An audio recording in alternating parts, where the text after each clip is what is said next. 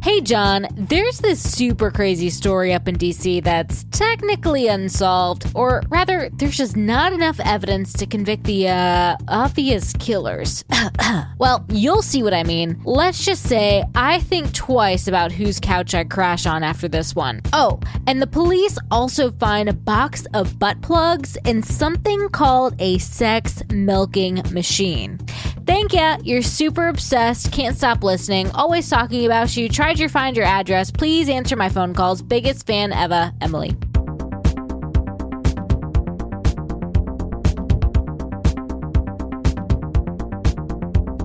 But it is time for surprise shots. Oh my gosh. At least there's that. And tonight's surprise shot is dedicated to Taco Supremo Laura. Thank you, Laura, for your patronage.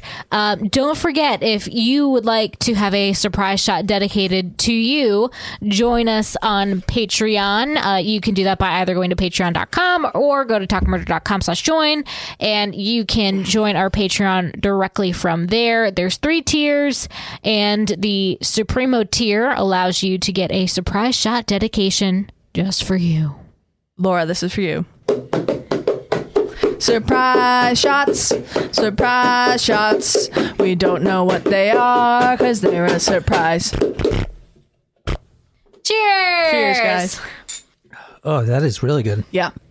Pretty smooth. Yeah. Vodka? Peach? Something? It is Peach vodka? Firefly, so it's local.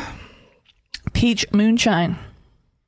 I didn't know they made moonshine. I feel like I can tell it's moonshine by the way No. it's going down my throat. No, that is not real moonshine. It's not white lightning, Or but what we call it, shine. That ain't the shine that comes from no North Carolina That mountains. ain't no popcorn sunshine. That ain't no popcorn setting. no, but it is Rest local. in peace.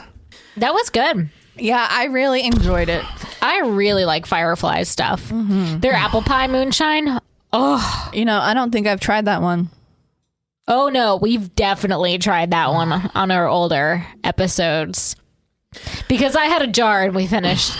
We definitely finished it. Like I think I only opened it. Well, please forgive For me us. for, forgetting something that happened when I probably blacked out. This is true. This could have been one of those like Jen's on the floor episodes. Well, So- that only happened twice.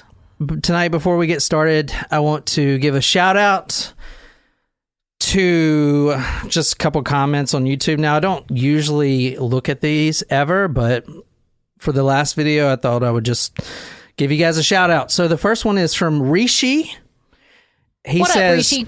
I love your show. Thanks. A teen from India. Love you guys. That's so cool. I don't think we've ever talked to anyone from India I don't think so. via the podcast before. That's awesome. That's great. Hello, Yeah. Rishi.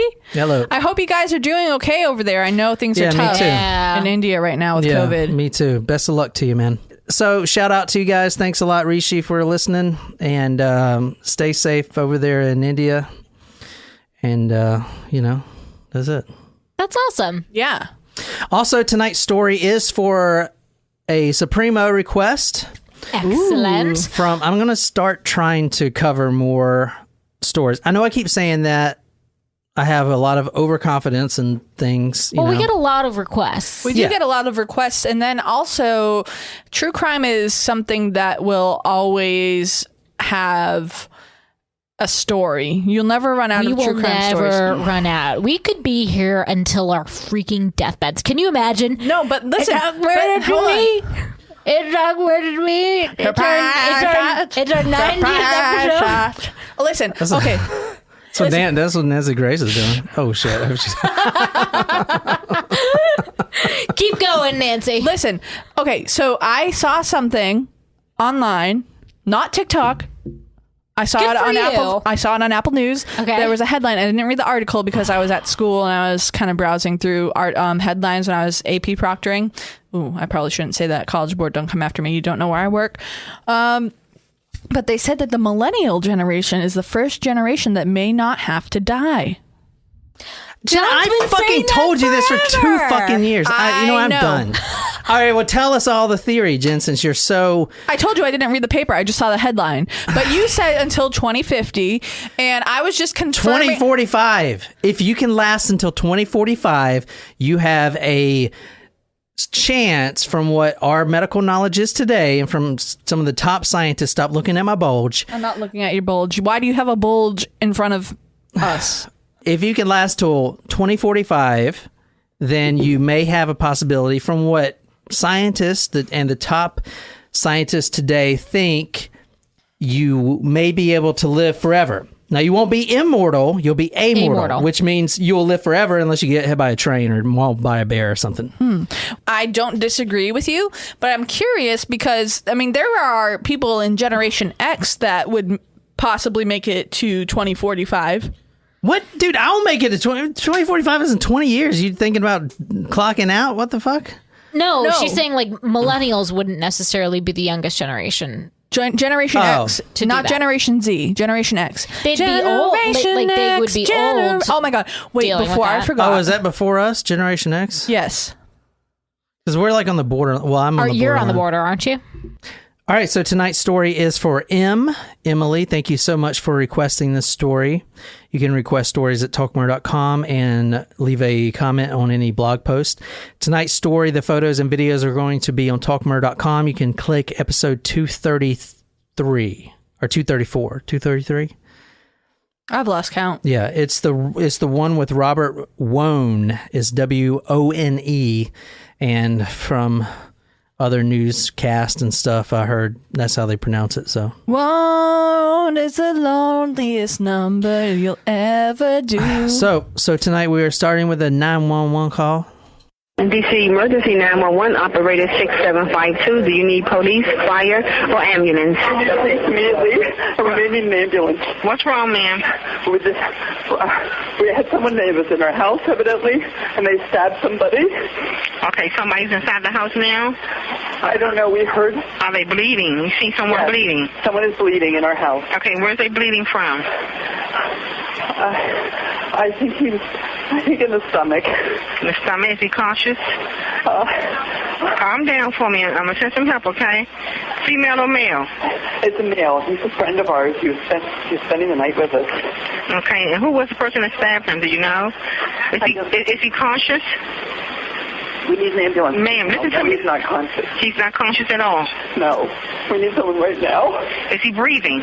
Listen to me. Calm down. I'm going to help you, okay? Is he breathing? I'm upstairs, and he's downstairs. I don't know. Okay, who's downstairs with him? My partner is downstairs with him right now. He told me to go upstairs and call the police immediately. I just went to the stairs. Okay, who's the person? Okay, I'm sending paramedics and the police. Okay, who's the person that stabbed him? I don't know. We think it's somebody with an intruder in the house. We heard a chime at the door. And it's 15, ma'am, calm down. 1509 Swan Street, Northwest. Am I correct? Yes, it is. The person that stabbed him, is he still in the home? I don't know. We got help en route, okay? Pardon me? We have help en route. Thank you. They're here. They are en route to you now. I'm sending the police and the paramedics, okay, to assist.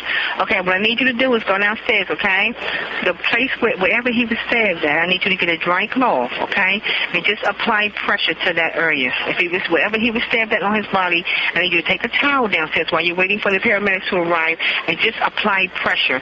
Even if the rag or towel is saturated with blood, just get another towel and put it on top, but never lift the first towel off the area. Hold it on. Once it gets filled up with blood, just put another towel on top of that and just apply pressure until the paramedics arrive. Pressure until they get the paramedics on the way. Yeah. We're stabbed in the heart. In the heart? Yes. In the center of his chest. Okay. Is he breathing? Is he breathing? I have no idea. Don't touch this. Okay, is he breathing? He's breathing, but he needs help now. Okay, we have help en route, ma'am, okay? We do have help en route. Okay, just go down there and try to tell your husband or your the other half to just try to keep him calm and talk to him, okay? Keep him calm and talk to him until someone gets there. Okay. And at the same time, get a dry cloth and just hold it right there in the area. My partner's holding holding it on him. Okay, and once it gets saturated with blood, tell him get another one. Go get another towel so you can apply it on top of that one once it gets filled up with blood. We need you to apply pressure on that area. He is applying pressure right now. Okay, just hold it there until the paramedics get there. They should be putting pulling up any moment. If they're already en route to your location, you don't know who did this. We have no idea who did this. The person had one of our knives. The person that stabbed him ran out the door with a knife? I think so. Okay, anybody get any type of description of the person that came in the We have home? no idea. We have no description. We heard the chime, and we heard the scream from our friend. Okay. And so we came running downstairs. We ran in. So you both was upstairs and your friend was downstairs? Yes. You heard the door open and then you heard the scream? I didn't hear the door open until after the scream, and then we ran down the stairs and we heard we have an alarm, and so the chime went off. Okay. Is the ambulance, please? We really need the ambulance. Okay, they en route now, ma'am. Go to the door. They should be pulling up any moment, okay? I'm afraid to go downstairs. Okay, the person who's downstairs was the person that was assaulted. No, we're on the second floor. Okay, so somebody need to go downstairs and open the door for the paramedics. You're not sure if that person's still in the home or I not. have no idea. Okay, we have paramedics en route, okay? What time is it? What time is it at the moment? Yes. 23:54. It's 11:54, ma'am. 54. Yes. I mean, I'll stay on the line with you. I will stay on the line until somebody gets here, okay? I won't hang up. we need them right now. I'm not hanging up, but we need help now. Okay, they en route, ma'am. They are en route.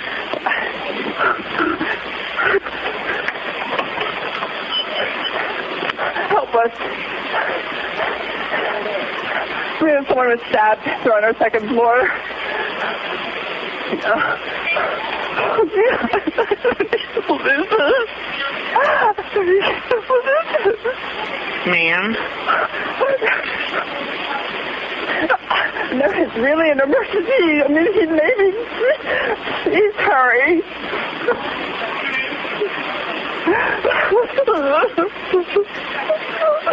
Ma'am, it's gonna be okay.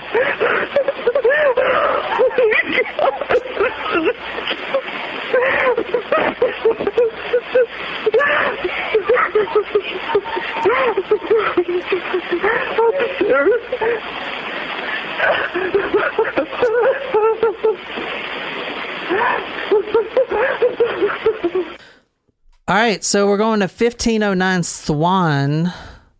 Stop looking at me, Swan Street. This is the photo right here. This house was listed for 2.4 mils. I mean, it's a big house, 3,000 square feet, Yeah. 3,100. I wouldn't want it though. I mean, That's a number big one, house. number one, it's not by the beach. Yeah. Also true. And I mean- it's in DC. Yeah. Also, it's attached to other houses. Yeah. Yeah, not ideal. But that's big. It's twice the size as my house. Yeah, that's a big house. All right, let's see if we can look inside it. Wow. Pretty nice. Obviously, they cleaned up all the blood.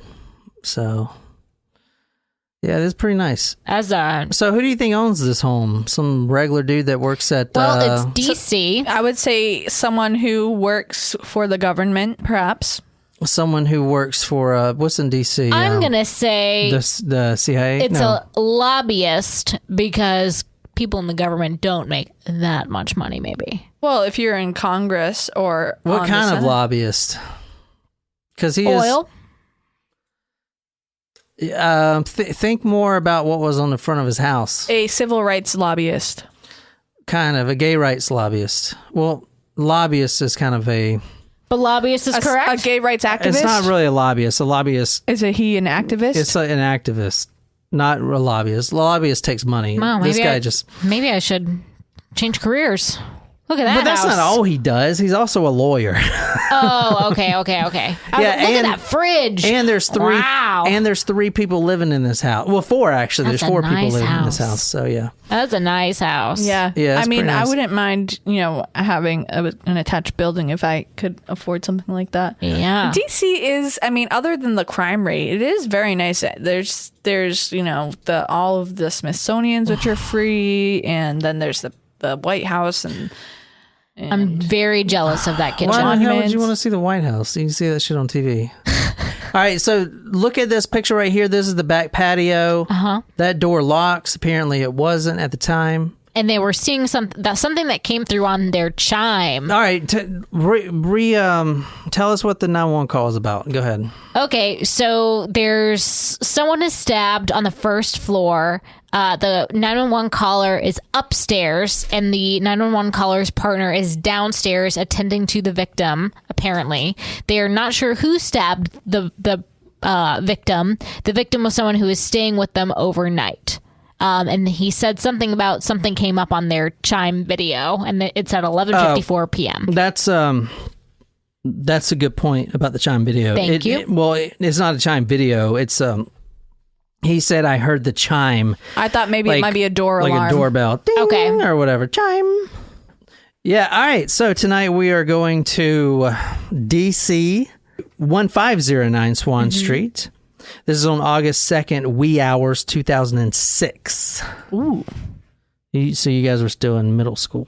No. Going into freshman year. Well, no, going into no, that was after our freshman year of high school. Ugh. Freshman to sophomore year. I'm robbing the crades. Good for you. Well, we're going to be immortals, so you can suck on that. Y'all ain't got the money for that shit. Nope, we don't. Well, I don't. We will. Cheers. Especially podcast. after I bought the winning Mega Millions ticket last night. Oh, God. All right, so this is a 3-story row house. The basement is actually rented to a friend who was not there that night. She was it was a woman, so it was the only woman in the house. Her name was Sarah Morgan. She wasn't at the house on this night at all. She left, and she didn't come back until the morning. So she did it. I'm just kidding. She didn't do it.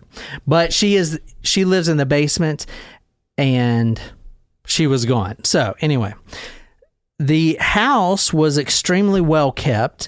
There are 3 males that live in the house. Plus, this night there was a 4th male who was an out-of-towner and a friend of the 3 males. Okay. And he was staying just for the night. He was actually working in D.C. the next morning.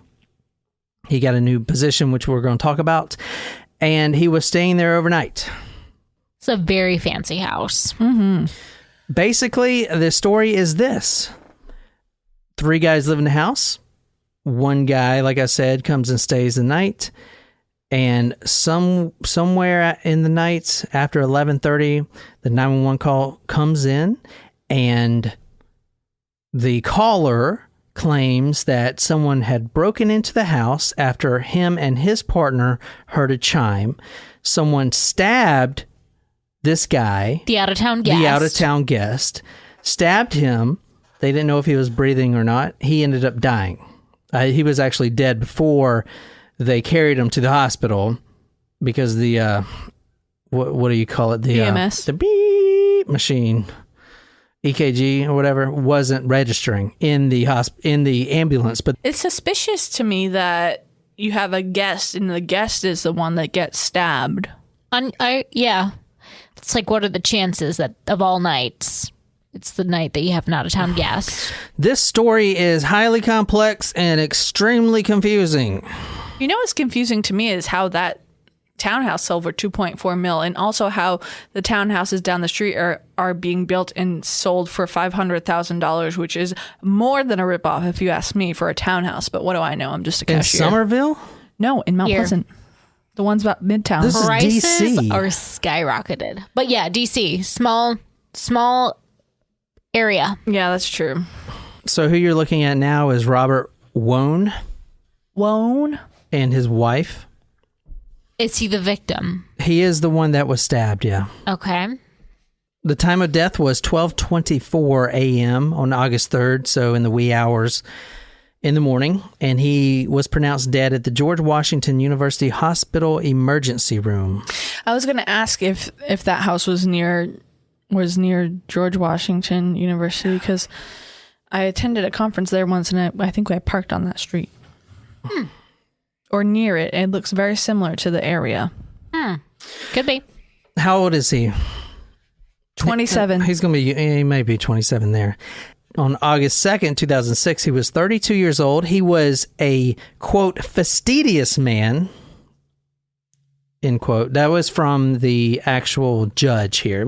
All this stuff is extremely important to this case, like even little details. I'm sorry, can you define fastidious for those who don't know what fastidious means? Yeah, he's very organized. He doesn't leave his bongos just on the floor for, his other co-host to step on. Shit.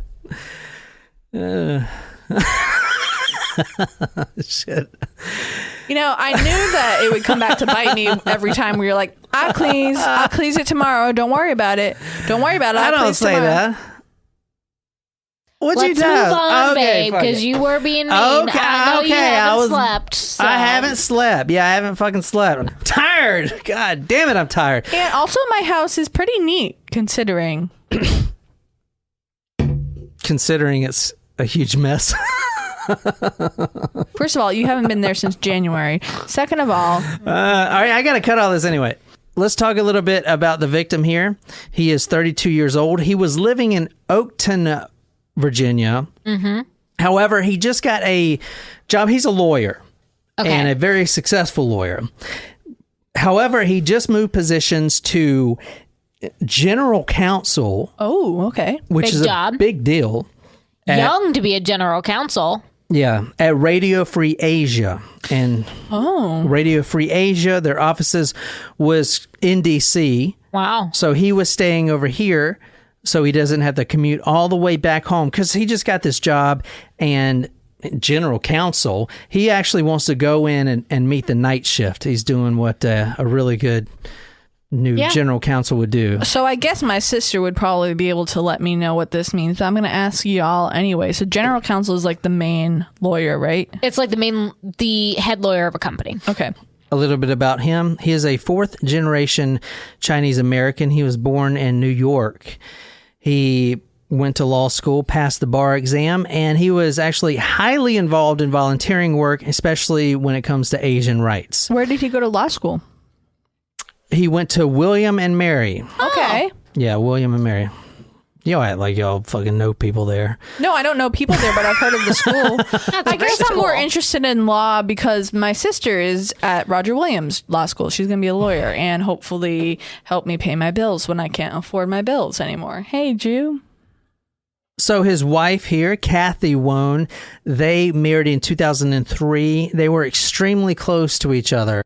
He is the type of person that doesn't really see labels. He doesn't care what color you are, what race you are, what gender or what sexual orientation. He'll be friends with anyone. Very outgoing, well, not outgoing, but very a kindly man, a very accomplished lawyer and kindly man. So he graduated from William and Mary in 1996, and then he goes to the University of Pennsylvania, and he gets his law degree in 1999. Wow, UPenn is pretty good. It's an Ivy League. And he's 32 years old as a general counsel. Pretty good. All right, now I'm going to kind of go through the timeline. This case, like I said, is extremely difficult. So we're kind of going to go by the official timeline here. Okay. So on Wednesday, August 2nd, 2006, at 8:45 a.m., him and his wife, Kathy, they get on the metro. He kisses her goodbye on Connecticut Avenue, and then he gets on the metro, which is a train. So once he got off the metro, he had a huge day ahead of him. He was going to attend a continuing legal education course, CLE course, and that's an all-day affair. Then he's going to go to his new position at the Radio Free Asia, and he was going to say hello to the night crew. So either way, he was going to get to the house late. Now, there's 3 guys that live in this house. And one is a couple unit. Okay, I'm going to get to that in a second. Okay. Sometime before 11:08. So he goes and he meets the night folks. They sound great. I cannot wait to get started with this position. Awesome. This is the best thing ever. He goes back to his friend's house, which I'll talk about in a little bit. The guy that actually owns the building, the condo he works, they went to William and Mary together, the college. And that's how they met. They've known each other for literally 10 years. In fact, one of the roommates and his partner were actually at his wedding of Kathy. Okay. The Wands' wedding. So they're really close friends. But at 10:32 p.m. would be the earliest time that he would have gotten to the townhome on Swan Street. Okay. 10:32. Now the timeline is really important because when did that? You remember when the caller asked what time it was? 11:54. Which is crazy. Why he's asking what time it is? Yeah, I didn't think about that at the time, but it is kind of crazy to ask that. I don't know. It's just weird. It's like he wants to put it on record or something. I don't know. We'll talk about that. But so at 10:32 p.m. is the earliest time he could have got there. He gets to the house and he's tired. He's been out all day. Although, may I ask a question? So if he is just leaving the classes, he's telling his wife, hey, I'm just leaving.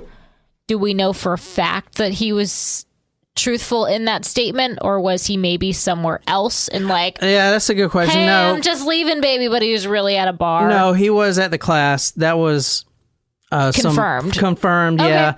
One of the other attendees attending the class, I saw Confirm that that was the time that the both class of them ended. went to Subway together. Okay. Let's say he gets to the home at 10:32. You're not just going to go in there and go straight to bed. You're going to come in, you're going to get a glass of water, which all the roommates confirmed. They were all downstairs drinking a glass of water. He's like, I would love to stay and talk, but I am exhausted. So I'm going to head to bed.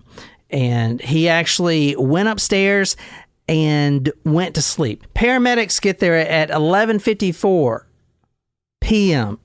Yeah. If he would have got there at 10:32 p.m., that's a little over an hour. Yeah. But most likely he got there probably around 10:50. He was probably not even there 1 hour.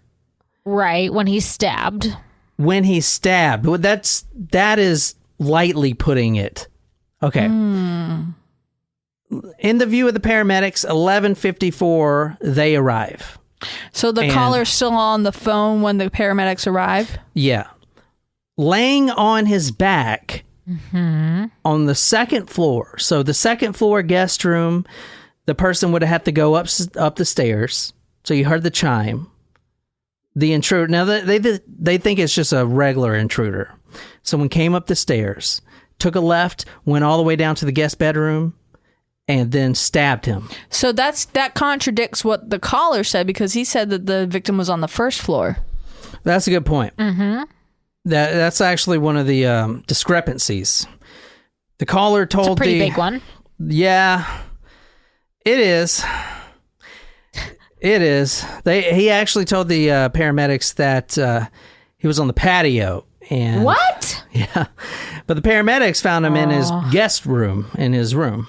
Which is both of those very different from being in the main parts of the All house. these guys are friends. I'm going to get to exactly who these guys are, but keep in mind they're all friends.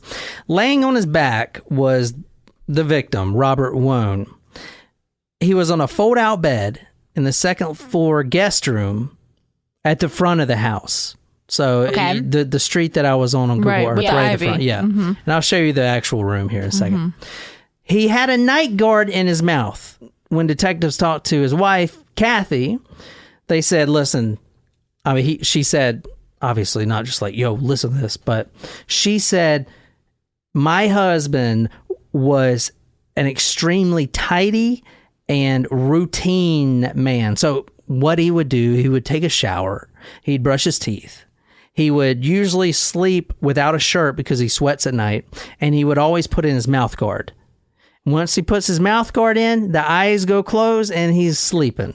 That is his routine. So if he's got his mouth guard in, he's down for the night. Do you guys have a similar nighttime routine? Like there's a couple things that I can't go to sleep without. What? And that is putting on very specific lip balm, lip medics. I can't sleep without it. Just regular lip balm will not do. Because it cools. It's almost like a Menthol? Yeah, menthol. And I needed my eye mask. I can't How's sleep without that it. eye mask working? I loved it until Luna ate it. I know. We also got to turn the air on The big old air conditioner. Yes, the air conditioner. We also can't sleep without. For me, I usually brush my teeth and put my retainer in, say my nighttime prayers, and then go to the bathroom. Like I can't. Like, Oh, that's a good one. I can't have any any pee in my bladder. me either. Like I have to. I can't go to the bathroom, then brush my teeth, and then go to bed. I have to brush my teeth and then go to the bathroom and then go to bed. And even if I'm in bed and I'm thinking about, like, do I have pee? I wake up and then I go to the bathroom. Yeah. Do I have pee? Like, Yeah. I'm like, do I need, Oh do my it, God. like, If do there- I, if and if there- I start thinking about Just it, I'm get like, a I gotta go 2-liter pee. bottle like everyone else I'm like, does. Shut up. If otherwise there- I'm not going to fall asleep there because are I'm thinking about whether I If have there to are pee. 3 drips of pee, I will literally spend half an hour on the toilet until those 3 drips of pee come out of my pee part. Pussy. And, no, because there's 3 holes. And then, There are 3 holes. yeah. Correct. Talking about the butthole too? Yes. Butthole, vagina, and urethra. You talking about the fallopian? We've already talked about this. So Anyway. until my urethra is clear of pee, I will sit on that toilet. I Oh literally my have God. to have a self-pep talk. I'm like, okay, Collins, like fucking pee. Like you're tired. You got to go to You bed. call yourself by your last name? Yeah. Don't you? All right, Did you Perry. call yourself by any name? No, or is because it I just don't me? talk to myself. No, I don't use the third person. Oh, is this like a mental illness thing? No, I think it's the you're very into sports thing. Right. Okay, Collins. I think it's a sports thing. And it's not just when I have to pee. Then it's a sports thing. Okay. All right. Now that we know everyone's pee schedule. It's a bedtime routine. All right. So But I'm glad I'm not alone because I was thinking about that the other night and I thought, I was like, wow, I must be the only person who has to like empty their bladder. This is a until long the story, bed. and we're talking about pee for half Okay, We're done. I'm just saying. It's But I gotta very. give you a fist pound on that. Robert Wone had his night guard in, which means he's down for the night. And then on the desk, because the guest bedroom had a desk, he has all of his stuff laid out, dress right dress. On the desk in the guest room, he has everything laid out, his personal items, his toothbrush, his ID, his keys. They're all dress right dress, perfectly spaced. He has 2 wallets. And at first I was like, why has he got 2 wallets? One of them, interesting. yeah, do you know why? And I've never heard anyone do this. You want to take a guess why he's got 2 wallets? One for work and one for personal use. Kind of. One for cash and one for credit cards. No. One's a fake. So if he gets robbed, he'll give the mugger the fake wallet. Oh, kind of a that's smart idea. Good idea. He's got like fake credit cards. or DC something. is not a very safe city. So No, fuck no. It's a Better good than it idea. used to be. Yeah. So is New York. Great idea. There was also a black-handled, steel-bladed kitchen knife that they thought initially was from the kitchen block downstairs, but turned out it wasn't. Because there was one knife missing from the block downstairs, but one of the mothers had the You knife. know how that is. Sure do. Still missing it. There was like I said, a black-handled, steel-bladed kitchen knife was on the nightstand nearest the door of the guest bedroom, and it had blood on it. That Robert Wone's blood. Now, Can I ask a question? okay. Was that? Oh, it had his blood on it. Okay, I was gonna ask. Is that from the perpetrator, or did he normally sleep with a knife on his nightstand? Yeah, he slept with a bloody knife on his nightstand. I do that. A black-handled, steel-bladed kitchen knife that came from the kitchen knife block on the kitchen counter was on the nightstand nearest the door to the guest room. On the knife blade was a visible amount of Mr. Wone's blood and also some of his cut chest hairs and a globule of human tissue or fat. The handle appeared entirely clean, and there were some dots or spots of blood on the metal protrusion of the knife separating the blade from the handle, which is sometimes called the hilt. I didn't know that. All right, so here's the thing about the knife. So he has 3 stab wounds, and the knife, it was his blood, but it seemed to be, once the detectives and medical examiner and forensic guys walked through, the knife has his blood on it. But there's 3 stab wounds in his chest, which I'm going to get to here in a second. But the knife, although it was bloody, it wasn't the stick in and then pull out type of blood. It was more of a smeared from other places types of blood. So almost as like a distractor knife, so that the criminal could take the actual murder victim. They think weapon.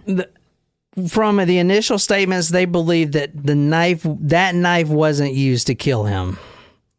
It was a decoy knife put there and purposely had his blood smeared on it as a decoy. It is a crazy fucking story. Okay. But also smart. Like, If you're the killer, yes. yeah. So Robert had 3 stab wounds in his chest and abdomen area.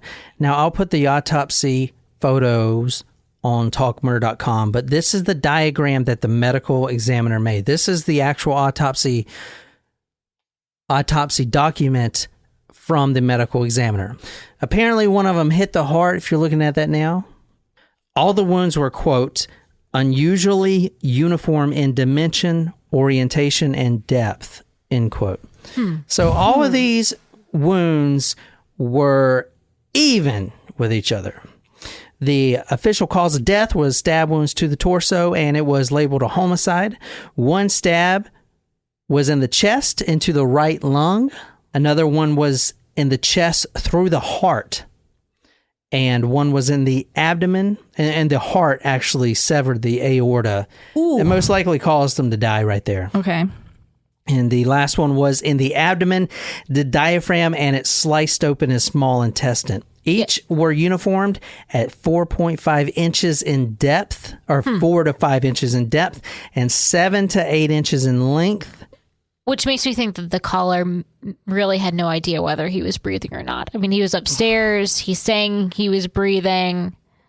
Like he said he's alive, but how did they really know? All right. Well, look, let me talk about these uniformed stab wounds. Okay.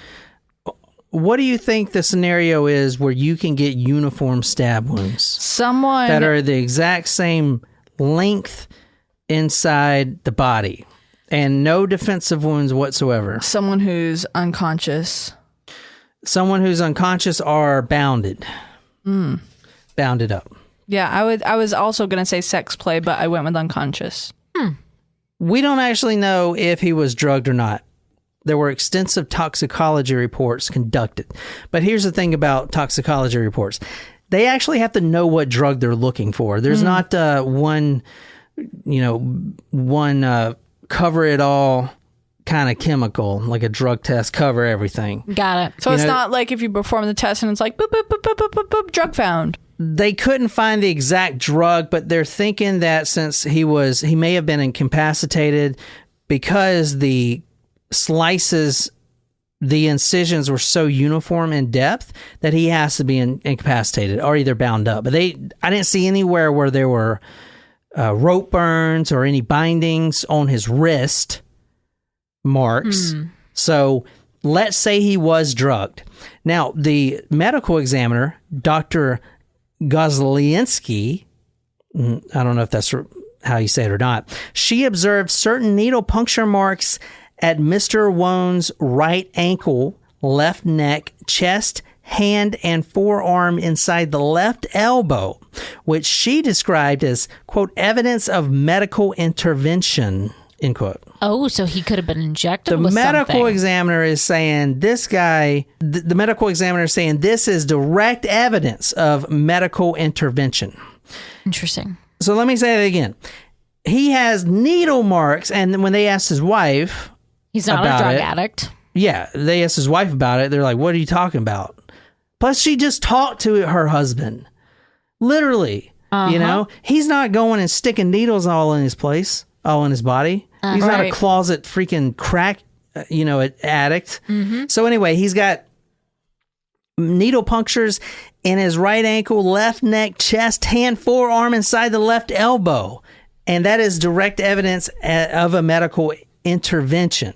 Interesting. So my question is, what were his insulin levels, or did they inject just air bubbles, which we know have been almost impossible to detect? No, no. He was killed, but he was alive. The medical examiner thinks he was alive when he was stabbed. He actually was alive for at least 60 seconds to feel the incision into his heart. It probably took about 60 seconds. So it's more likely that whatever was injected was to sedate in some way. Like they were thinking about like a poppers. Remember we did the Stephen Port grinder date guy, and he was giving those boys poppers. Yeah. The paramedics get there at what time? 11:54. They look at his BlackBerry, because he has a BlackBerry and a cell phone. Right. There were 2 emails. One was to Radio Free Asia. They were just drafts. They were not sent. Okay. And the other email was to his wife, which, why would you email your wife? When you've just called her. Well, not only that, but, I mean, why don't you just call her? Yeah, it's a very text. She's formal- probably waiting for you to get in, you know? Mm-hmm. He called her once and said, I'm leaving the CLE class. Yep. Then he goes to Radio Free Asia. Then he gets there. Doesn't he want to call his wife and be like, I made it safe? Instead, Unusual. he drafts her an email and doesn't send it. That email was drafted at 11:08 p.m. From what I found, there are ways to manipulate the date of a drafted email on BlackBerries. So the time may not be correct, but what they saw is that 11:08 p.m. is when the BlackBerry says he drafted an email to his wife. With any text, or was it just the sender? No, it was an email. But was there anything written out in the draft? Now, they don't actually have all the documents of the BlackBerry. They dropped the ball on that. All that shit got erased. That's no longer available even to them. Unfortunate. Yeah. That was, it was one of those things where it's like, oh shit, I thought you saved those. No, it was supposed to be me? Oh, fuck. All right. Well, kind of shit. All right, let's go back to the paramedics. They get there at 11:34. The 911 caller, his name is Victor Zaborsky. He is at the front of the house on 911. You heard him on the call. He's wearing a white bathrobe. They go in, the paramedics, there's 2 of them. They get the stretcher and they're walking up the stairs. And we saw the stairs on the picture. Right. Very nice. Mm-hmm. A third of the way up the stairs, they encounter another man. Now, they don't know how many people's in the house or not. They just know there's another man. His name is Dylan Ward. He is also wearing a white robe. Dylan doesn't say anything. He kind of backs back up the stairs and lets the EMT and the stretcher get through. And the EMT says, where do I go? What's going on? All frantic. And all Dylan does is point to the room. He doesn't say a word. He just points. They observed very little blood in the crime scene. Very little blood. Which is odd. Yeah, so the medical examiner said that basically you get stabbed in the heart, blood is going to, and the lungs, blood is going to fill up those organs, and you're basically going to drown in your own blood. That's pretty much how he died. Ugh. They get to the room. There's hardly no blood. There is blood stains, yeah, but there's hardly no blood. And to further complicate the case for the forensics, they used the wrong type of luminol or inspection agent. I can't remember what it was. Something like Ashley's agent. I don't know the name of it. But they used it in a wrong manner, and they completely contaminated any blood evidence that would be there. Great. So that is no longer an option for them. So if there's no blood, but he was stabbed in the heart, but it's confusing because you say the medical examiner says that he was alive for at least 60 seconds. But if his heart wasn't pumping the blood, that would be an example of why there wasn't a lot of blood. Yeah, that's what I'm saying. There's no blood at the scene, which is weird. Right. And the EMTs noticed this. They noticed this. If you want to read this, this is from the bench trial, which we're going to get to because there was a bench trial.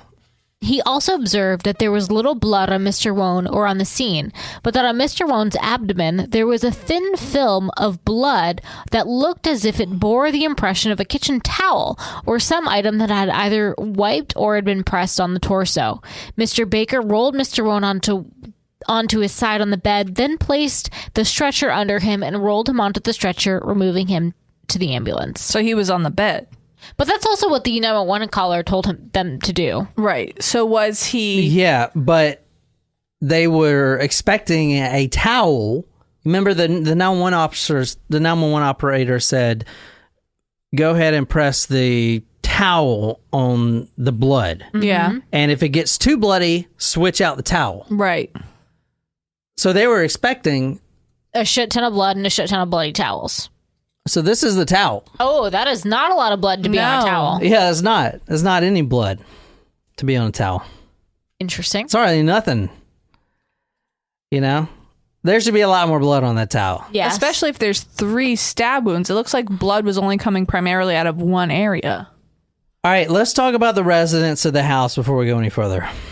Okay. So first, let's talk about Zaborski. Okay. He was the caller, correct? He was the caller. He's also the partner of the lawyer that owns the house. His name is Joseph Price. Okay. There's three residents that live in this home, all male. And plus, there's obviously one female in the basement. She wasn't there. Obviously ruled out. Joseph Price, Victor J. Zaborski, and Dylan M. Ward. Now, they were in a polyamorous relationship. Oh, okay. Which means what? They were all in a relationship together. Right.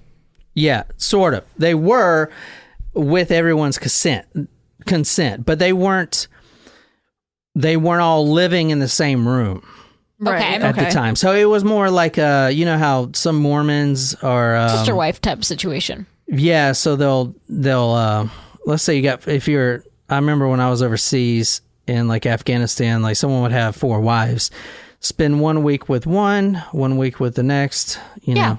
Yeah, you rotate. Yeah. They probably went fucking insane. Joseph Price, the lawyer, begins a relationship with Victor Zaborski. Now, a little bit about Zaborski's job. He is the marketing manager for I think it's like the Dairy Association of America. You know, the Got Milk campaign, like that is his job, like that campaign. You know, that his job is a marketing manager. That I don't think he came up with the Got Milk because that was like in the 70s, I believe. But the same company that does that Got Milk is where he works. Cool. Okay. He begins a relationship. Now, we're still talking about the residents here, so stay with me. Okay. Price begins a relationship with Zaborski in 2001. Price also begins a relationship with Dylan Ward. Dylan Ward. He was the one in the towel or the robe. Yeah, exactly. The one that there were 2 in a row. Who was silent. Yep. The one on the stairs with Dylan Ward. Yep. He is a massage therapist. Okay. And now I even saw a post with him being a yoga instructor now. But at the time, they were in a polyamorous relationship, so they were all partners. Everyone knew about it, and there may have been other. And this is from the official report. Quote: some or all 3 engaged in relations outside the threesome. Okay. They considered themselves a, quote, family. Okay. 2 weeks before the murder happened, Robert Wone tells his wife, hey, I'm going to spend the night with some old friends. And remember, he met Price in his college and university. Okay. They became really good friends. And since then, about 4 times a year, they all meet up together. The wife, the 3 men, stuff like that. They're all really close friends. I mean, they do barbecues together and stuff. Got it. 2 weeks before this happened, he said he was going to spend the night with some friends. However, at first, he emails or calls. I couldn't find too much information about this, but he calls someone else first. It was a female. I don't know the exact relationship, just a friend. But he calls her and she says that she can't host him this particular night. Okay. Which is important. Okay. It wasn't... Staying with them was not his first choice. Exactly. And also staying with a female, because a lot of the speculation on this case was, well, maybe he was in a relationship with these guys? Yeah, and maybe he was gay or something. Well, if that's so, then why would he stay with a female? But then, to think about it, maybe he had a bad feeling, or maybe, he was friends with him. Or maybe there was some sort of like kind of tiff with these guys. Yeah, maybe. And he didn't really want to stay with them if he didn't have to. Right. Yeah, so he contacts Joseph Price, and they agree to take him in 2 weeks later. Now, Joseph Price, a little bit about him. He's a well-known, a prominent lawyer. Mm-hmm. He is focused. He is focused mainly on gay rights.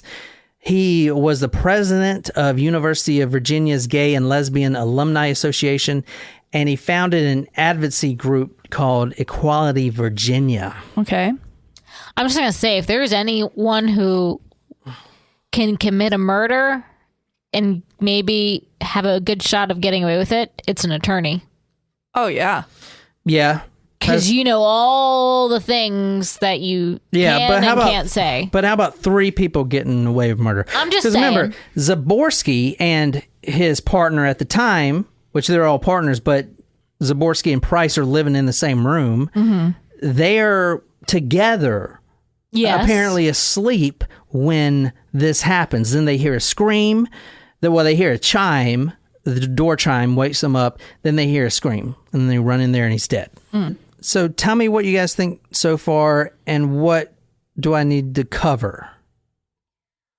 Again, anything. Because this case is really tricky because it's so many moving parts. I don't think there's anything you need to cover again. Mm-hmm. I think it sounds based on the indiscrepancies, though, on the placement of the person who made the phone call. Mm-hmm. That there is something awry here. Correct. Within the people who live in that house. Why would they kill him? I mean, the part, I don't know why. I don't know for sure that they did, but I think the discrepancies that were made from the call in just the several locations of where they said the body was, the lack of blood, the puncture marks in the arm, certainly call suspicion to the people who are in the house. Mm-hmm. Now, how long was he staying with them again? Just the night? Just the night. Why would they be puncture marks in his arm? They're trying to drug him. What's the point? Why are they trying to kill this guy? I don't know. They're good friends with him. Did the lawyer want his job at Radio 1 Asia? No. Maybe they... No, he's not even Asian. I'm just saying, was there some sort of jealousy? Yeah. No, was the other attorney... did the other attorney want his job? Well, there is a polyamorous relationship that is occurring in this house, and I'm wondering if... What the fuck? Oh, this house. Not this house. Well, you said this house. I was like, what the fuck? She meant the house in which the story is taking place. There is a polyamorous relationship happening in the house in the story. And I'm wondering, polyamory is very interesting to me because I just don't understand. As someone who has I mean, everyone has a vice. One of my vices is jealousy. So as someone who is a jealous person, I don't understand how polyamory could work. Same. Also, yes. So I'm wondering if jealousy played any role in and you hinted just from a friend perspective. Yeah, I mean, you can get jealous of friends. Mm-hmm. I get jealous of friends all the time. It's called FOMO, fear of missing out. Mm-hmm. You know, but also you questioned in the beginning, did we think that the victim was gay or straight? Which in the long run doesn't really make a difference. But if he was engaging in sexual activity with one of the people in the polyamorous relationship, or just someone was a friend and maybe just got jealous, they had a suspicion even if it wasn't there. But he was stabbed in his chest, which is a very intimate crime, in his bed that he was staying in. No, apparently he was not stabbed in the bed. He was moved. Okay, he was stabbed in the house, but stabbing is a very intimate crime. It's not something that you can just walk up to someone in the street. Well, I guess you could, but I mean, it's not bang, done. It's it was specific. They went upstairs and they picked that room if it was an outside intruder. Yeah, if you go upstairs and take the immediate, if it's an outside intruder, okay. And we're going to go back to the judge. This is from the official report. I'm just going to kind of breeze over it. I'll put all these on talkmore.com. But there was a bench warrant, there was a bench trial, which bench trial basically, because all 3 of these guys were tried, not for murder, but for other things we're going to get to. It was like a civil suit, wrongful death? Well, that later. But the bench trial is a trial that's conducted that does not have a jury. So it's basically the judge doing a shit ton of research and making a decision based on the evidence she in this point, the judge was a female, is presented. I'll put this on talkmore.com, but the judge is Lynn Lebovitz, and It's a 38-page paper. She goes through it, details, and there's a lot of sites that go into speculation. I didn't go near those. I went straight to here because she mapped out everything and with no speculations, and she laid it out, the case exactly how it is which is what I'm laying out to you tonight. Got it. Yeah, but anyway. Well, before you go, I was just going to say, it's just also very suspicious that out of the 4 people living there, obviously one was not there. We already said the female was not there. But out of the four people living there, that a random stranger comes into the house, goes up to the second floor, and happens to choose the room that the guest that is only staying there for one night gets stabbed. I am persuaded by the trial evidence in its totality. I find that the murder of Robert Wone was not committed by an intruder unknown to the defendants. My reasons for this conclusion are the evidence that there was no sign of forced entry, no items or property disturbed within the home, no mark or disturbance that was made in the dust or debris on the fence railing, defendant's car, or the plant beds inside the fence. Not a single item of value of the type commonly taken by burglars was taken. Well, let me stop you right there for a second. The residents told police initially that someone probably climbed the back around on the patio, climbing the wall to get into the house initially, but then they said they heard a chime, so someone had to come up. The intruder had to have passed by Mr. Ward's room to get to the guest room, yet nobody entered Mr. Ward's room. Zaborski and Price are upstairs in their master bedroom on the 3rd floor. They hear this scream. They run downstairs, and Zaborski immediately goes into Wone's room, which he also has to pass Dylan Ward's room. And in fact, he never checked on him. So, all right, say an intruder comes in and stabs this guest. You're going to immediately run to his room, even though your first stop should be Dylan's room, which is right there. Right. You don't go there. You go to Wone's room, and then at no time do you even check on your friend Dylan Ward at all. Right. So that's kind of weird to me. You see what I'm saying? Yeah. It's also weird that someone is going to just come into the house too, knowing that there's 3 people there. Yeah. Like if you're just coming to steal something or stab someone, pretty risky if there's other people awake. All right, well, who did this? All 3 of them, right? Someone in the house. Someone in the house, which means all 3 of them know about it. How would they not? Yeah. 2 of them are living together. Well, they're all living together. But I don't know if how you can prove that, especially if the evidence was so fucked up. Yeah. That's the problem. Well, so this whole bench trial was, hey, were these guys guilty? And then after doing her findings, she said, by reasonable doubt, you can't prove that they're guilty. So basically, and this is her verdicts, I'm going to read this. Based on the foregoing, I find Joseph Price, Dylan Ward, and Victor Zaborski each not guilty of the offenses of obstruction of justice and conspiracy to obstruct justice. I find Joseph Price not guilty of the offense of tampering with evidence. Because, I mean, go back to the knife. It's not even the same knife used. So that was tampering with evidence. Now, the judge says many times here in this report, which I feel like is very interesting, as my initial matter, I am persuaded by the trial evidence in its totality. So all said and done, every speck of evidence that I researched thoroughly, and it took a long time for her to do that. I think it was like 2 months of just doing this. And I find that the murder of Robert Wone was not committed by an intruder unknown to the defendants. She's saying, this is what the judge is saying. She's saying that you motherfuckers did it, or you know who the fuck did it. Yes. But guess what? I can't fucking prove it. Yep. So you're free. But fuck, you did it. Yeah. Or you know who did it. Okay, that is our system. All right, well, let's go down one more road that is okay. Kind of interesting here. All right, so I didn't get into this, but we'll do that now. Do y'all know what a milking machine is? Like at a farm? Like a breast pump?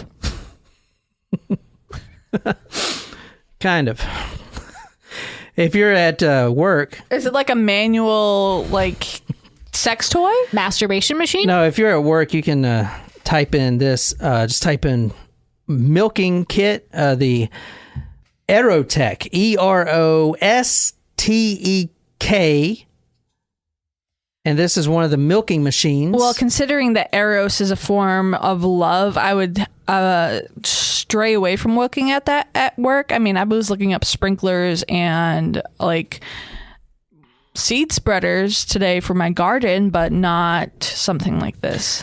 All right, so this is, let me see it. It's the Aerotech. It's their newest model. Let me see. Yeah, I got the old model. This is a masturbatory BDSM device.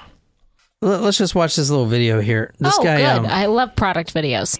This thing. Oh my gosh, that's going to cause like an epileptic seizure. Well, just listen. Oh, this thing. Butt plug. That's a butt plug. Okay. That's how does that get up your butt? You stick it up there. Probably with some lube.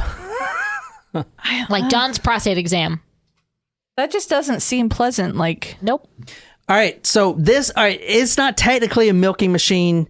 I actually watched, I was wondering how this shit worked. You're like, I'm doing a lot of research for this episode. This thing is a stimulation. Do you know those massagers that you can put the sticky pads on your muscles? Yes. I've got one of those things. And you turn it on and it just, shakes your muscles. It's an electric stimulant. It's an e-stim device. Yes. Yeah.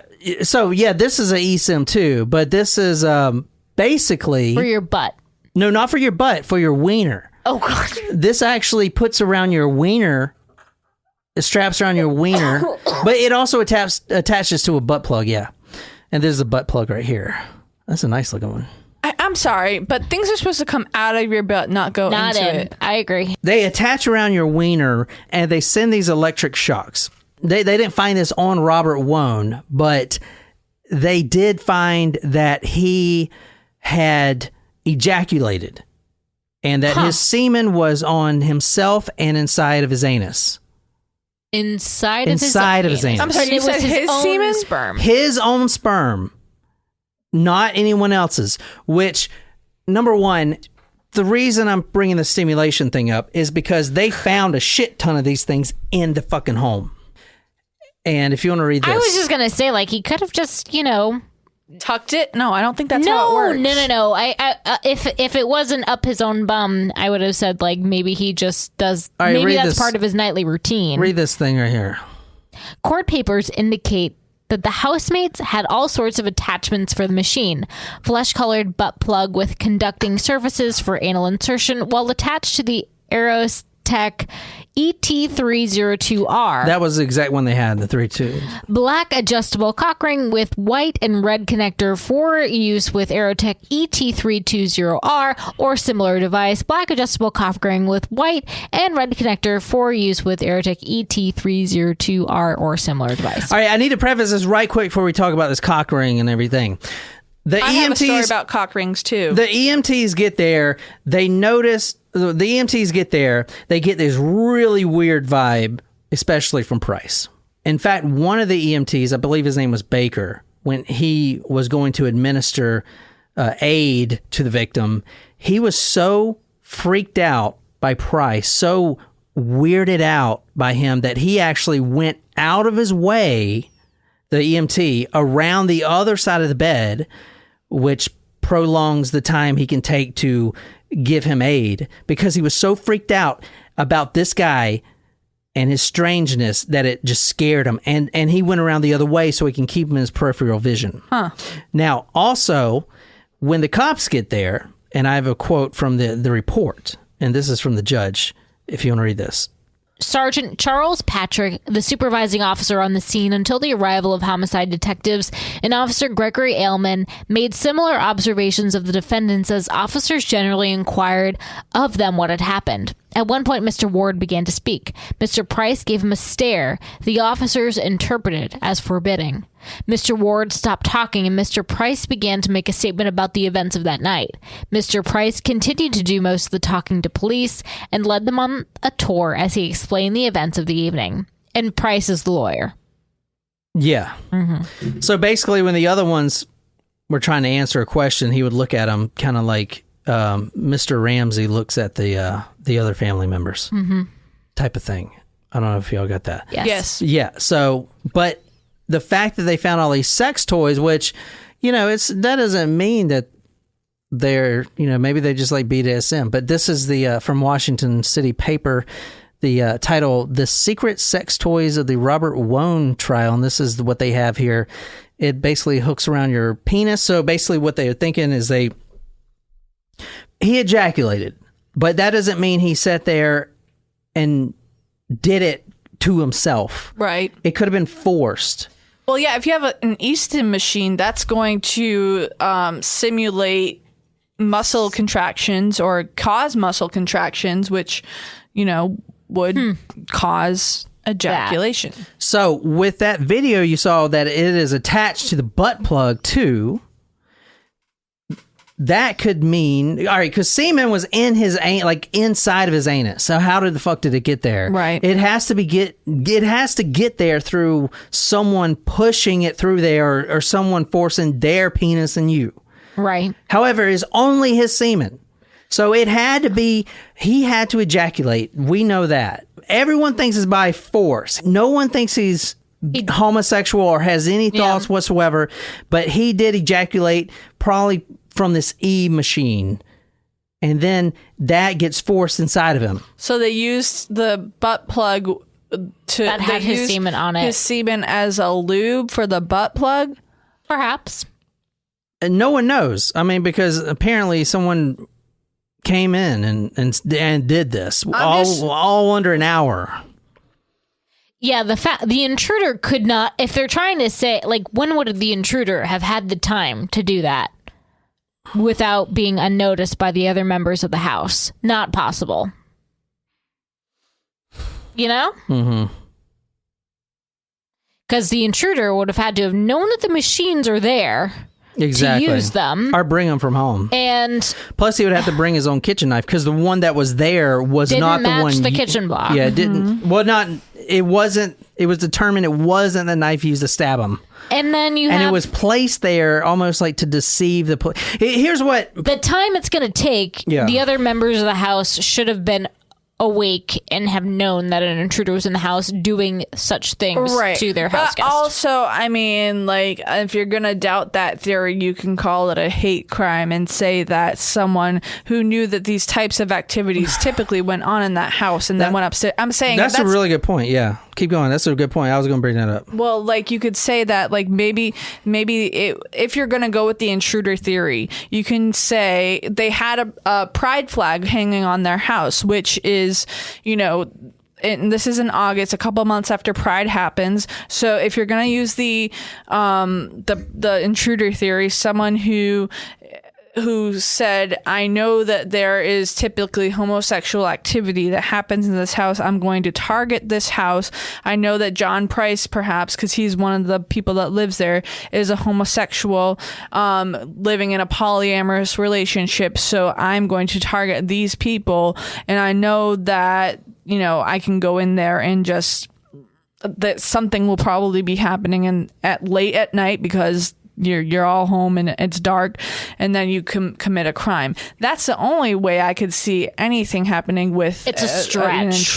Intruder. It is a stretch, but it is a stretch, yeah. But it is a very good point, and that's actually one of the theories. I was going to bring that up because we saw the Google Earth. That's the only house with the pride flag, and the Joseph Price is a gay rights attorney, very outspoken, and a lot of people don't like that shit. And remember, this isn't 2021. This is 2006. Right. And I know it wasn't gay bashing and stuff back then, but it was worse than it is now, kind of thing. I mean, that's still going on in 2021. No, I know, but it was worse then, is what I'm trying to say. I just got an email from a parent who was upset that a class showed Love, Simon, which is a movie that has a gay protagonist. It's not even rah, rah, gay rights. It's not like that. And she was like, this is inappropriate for the classroom. I don't think that anyone should be pushing an agenda. And it's just people have those viewpoints still in 2021. So it's not, especially in 2006, which is before gay marriage was legalized. But regardless, it's still probably not feasible because the intruder, whoever the intruder is, to do all of that without having other house guests unnoticed is not very possible. Right. It's a stretch, but it's not impossible.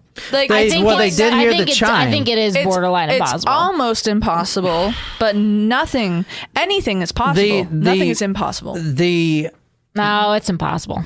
The housemates were extremely uncooperative. Plus, they all lawyered up. Now, they did go into the interview room, one of them for 12 hours. But that's a long day. Yeah, but they did. Everyone lawyered up. Everyone had the same story, even though there were minor discrepancies. It's funny, Nicole, because you said if there's anyone that could get away with a murder, it's an attorney. Lawyer, but like they do something like this. At the same point, I have a question. Did they all lawyer up with someone, like people from the same firm? Was it the same lawyer? Was it different lawyers? I think you have to get a different lawyer. You have to get a different lawyer. All right, so this is the knife. It was just on the dresser. Completely different knife. Hanging off of the side of the These dresser. are the three men right here. So this is Joseph Price, this is Dylan Ward, and this is the caller. I mean, just complete. All right, so let's go over the alternatives real quick before we stop this. It does step it up a huge notch when he has semen inside of him. Sure didn't see that coming. Especially his own. Yeah. Baker says the three men look freshly showered and are acting calmly compared to the hysterical people he usually encounters in similar situations. Price tells the first cop on the scene that they had found Wone at the patio door and took him upstairs and laid him on the bed. She advises him to put on clothes. Paramedic Weaver says the body looks showered, redressed, and placed on the bed. With no blood on there. So they've all showered and the body is showered. Well, now the police, they went through all the drains. All right, here's what happened with the police.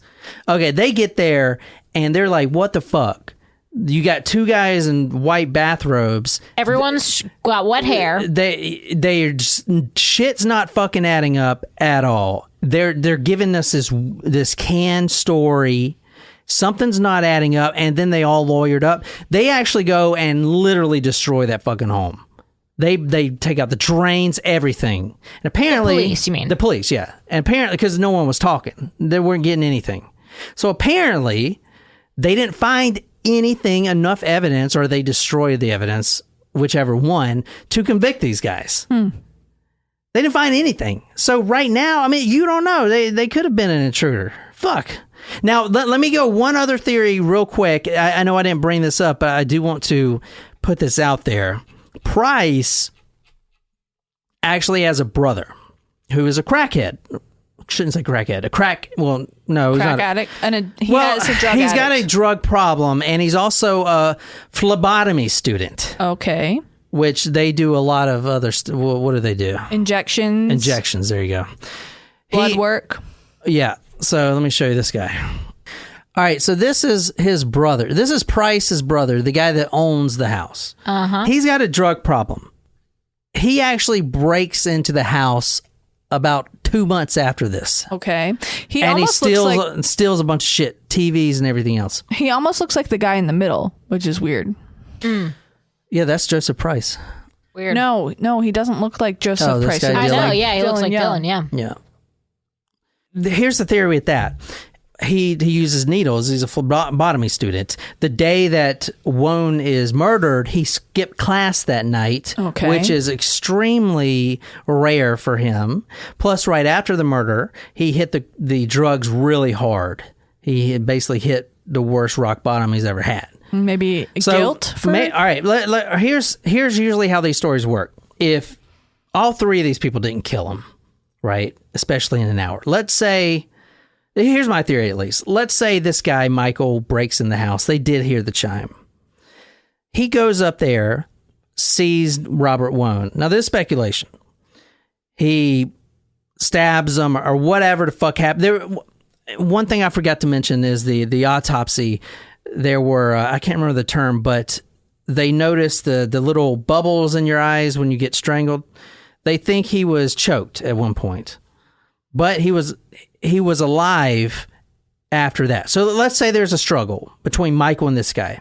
Now, these three roommates, or at least two of them, including the guy's brother, they want to stage it to look like a sexual crime by doing the ejaculation, putting semen inside of them, all this stuff, and divert the police with this crazy knife theory and all this shit. Michael may have just broken in looking for drugs, and he kind of knew where to, or not drugs, but drug money. Stuff like that. And there was ecstasy in the house. So he breaks in. This is one theory. There's a struggle with him. Then this guy ends up dying, Robert Wone. And then they stage it to look like a sexual thing happened, knowing that the police won't be able to connect all the dots. And since the one guy's a lawyer, the brother, they know they're going to go free if they all stick to their story. Okay, another theory is that, let's say, when Michael Wone gets to the house, they're in the kitchen drinking water. They slip something into his drink because all three of them are in a sexual relationship, and they want to have do stuff with him, even though they know that he's straight or whatever, or maybe he rejected their advances or whatever. They drug him. They put him in the chair. Then he comes to because the drugs wear off. So what do? Well, if you give him a pill, it's going to take a long time. So what they do, they just get that shit and start stabbing him all over the place with the needle, right? That's why he's got needle marks everywhere. They finally get enough drugs into him where he's completely immobile. And since there was no binding marks or anything, now he's just sitting there. So, yeah, he's alive, but he's completely just zonked. Now you could just push the knife in, and that's why it's the same. Because if you're going to kill someone with a fucking knife, we've done a lot of these stories. It is not like this. 4 inches out. It's like this fucking shit right here. Fucking yada, yada, yada.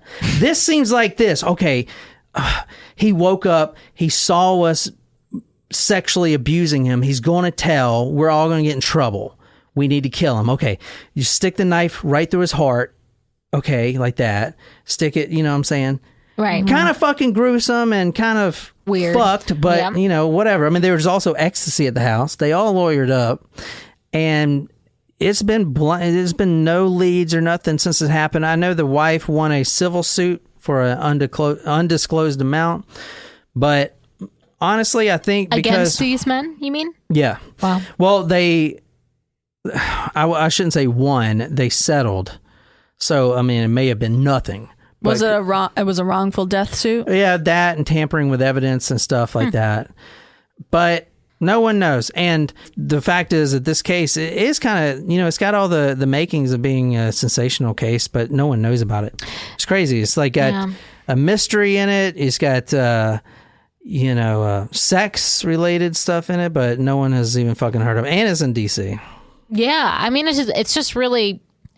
It's sad that no one, was brought to justice for this individual who had such a bright future, was doing amazing things like that. Yeah, I hate when people get away with shit. Mm-hmm. But that's the thing, you don't know. I mean, fuck, everyone knows someone this in guy. the house, or they know. knew who did it. Like the judge said it well. Yeah. Honestly, guys, if you really want to know everything about this case, don't go to these fucking speculation sites. They just stretch shit. Just go and look at the judge's bench trial documentation. It's 38 pages. She lays out everything extremely nicely. It's well said. She makes her point that, hey, these guys, they know who did it, at least if they didn't do it themselves. She lays out all the facts that it can't be an intruder. There's nothing taken. There was no evidence for a break-in intruder. Plus, why would an intruder go to his room when they could go to Dylan Ward's room? Stuff like that. It's just, and the fact that all three roommates were it was scripted. Yeah. But it's just weird, because obviously it's so interesting, what actually fucking happened, what the fuck happened Bizarre. to have this guy strapped up And then he was clean. They put him in a shower, Yeah, and they that's still fucking found crazy. semen in him. But his own semen. I know. Which is It's fucking crazy. crazy, man. Which means they would have to force ejaculate him somehow. And that's where they found that The machine. that machine. Yeah, it's fucking crazy. It is crazy. Anyway, Emily, that's your case. I hope you enjoyed it. That case just really hurt my head. And I wish I would have given myself more time to research it. I didn't know it was going to be that involved in and so many moving parts, but it's a good story or a good story. It's an interesting case, and I'm so glad you suggested it.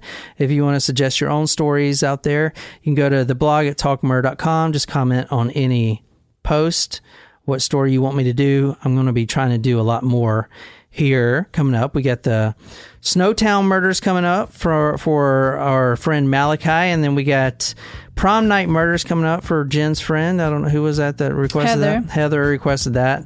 Some other ones coming up too. I'm really going to try to get these out the way for you guys.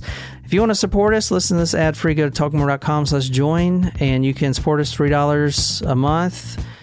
For the lowest tier, and you can hear all these ad free, especially if you're on this binge. So anyway, I hope you guys like that. I know it's kind of rough, but anyway, my name is John. And until next time, good night, you lovely, lovely people.